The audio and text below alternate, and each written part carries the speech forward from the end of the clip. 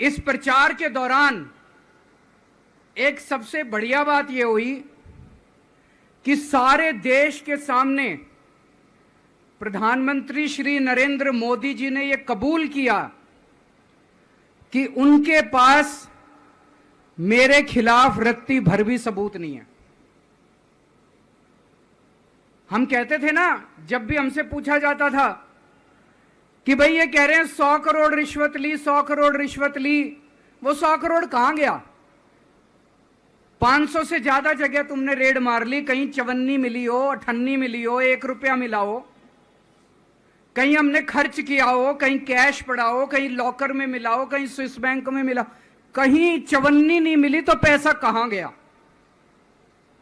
तो एक TV channel के इंटरव्यू में उस टीवी वाले ने मोदी जी से पूछा कि प्रधानमंत्री जी, ये केजरीवाल चारों तरफ कहता घूम रहा है कि आपके पास उसके खिलाफ कोई सबूत नहीं है, आपके पास उसके खिलाफ कोई रिकवरी नहीं है, फिर आपने उसको गिरफ्तार कैसे कर रखा है? पता है प्रधानमंत्री जी ने क्या कहा? प्रधानमंत्री जी कहते हैं, मैं मानता हूं कि केजरीवाल के खिलाफ कोई सबूत नहीं है, मैं मानता हूं कि केजरीवाल के खिलाफ कोई रिकवरी नहीं है, क्योंकि केजरीवाल अनुभवी चोर है। चलो मान लिया मैं अनुभवी चोर हूं, तुम्हारे पास सबूत तो नहीं है, तुम्हारे पास रिकवरी तो नहीं है, तो यूं ही डाल दिया मेरे को जेल में, बिना सबूत के डाल दिया मेरे को जेल में, बिना रिकवरी के डाल दिया जेल में। देश के इतिहास में 75 साल में सबसे ज्यादा बहुमत से आई हुई सरकार है। एक बार 70 में से 67 सीट, दूसरी बार 70 में से 62 सीट, 55% से ज्यादा वोट शेयर। इतने भारी बहुमत वाली सरकार के मुख्यमंत्री को आपने बिना सबूत के जेल में डाल दिया। यही तो तानाशाही है कि जिसका मन करेगा मैं उसी को जेल में डाल दूंगा, जिसका मन करेगा उसी को जेल में डाल दूंगा। और पूरे देश को मैसेज दे दिया कि अगर मैंने केजरीवाल को फर्जी केस में जेल में डाल दिया तो तुम्हारी तो औकात ही क्या है, किसी को भी पकड़ के जेल में डाल दूंगा। इसी तानाशाही के खिलाफ लड़ रहा हूं मैं, और इस किस्म की तानाशाही अपने देश को बर्दाश्त नहीं है।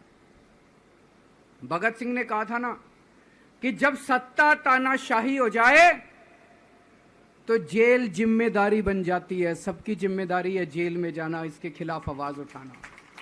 भगत सिंह के चेले हैं। भगत सिंह देश को बचाने के लिए, देश को आजाद कराने के लिए जेल गए थे। भगत सिंह देश को आजाद कराने के लिए फांसी पे चढ़े थे। हम देश को बचाने के लिए जेल जा रहे हैं। इस बार जब जा रहा हूं, मुझे नहीं पता अब मैं कब वापस आऊंगा, मुझे नहीं पता ये क्या करेंगे मेरे साथ जेल में, लेकिन मुझे कोई परवाह नहीं है, जो मर्जी करें। अगर भगत सिंह फांसी पे चढ़ गए, मैं भी फांसी पे चढ़ने के लिए तैयार हूं। मेरे शरीर का एक एक कतरा इस देश के लिए है, मेरे शरीर के खून की एक एक बूंद इस देश के लिए है, मेरे जीवन का एक एक पल देश के लिए। एग्जिट पोल आए हैं, मेरे से लिखवा लो, सारे एग्जिट पोल फर्जी हैं, बिल्कुल फर्जी हैं। एक एग्जिट पोल वाले ने राजस्थान में टोटल 25 सीट है, उसमें 25 में से 33 दे दिए उन्होंने बीजेपी को। ऊपर से आया होगा भाई बीजेपी को ज्यादा देने हैं, तो उसने कहा मोदी जी क्या याद रखोगे आप भी, आपको 25 में से 33 दे दिए।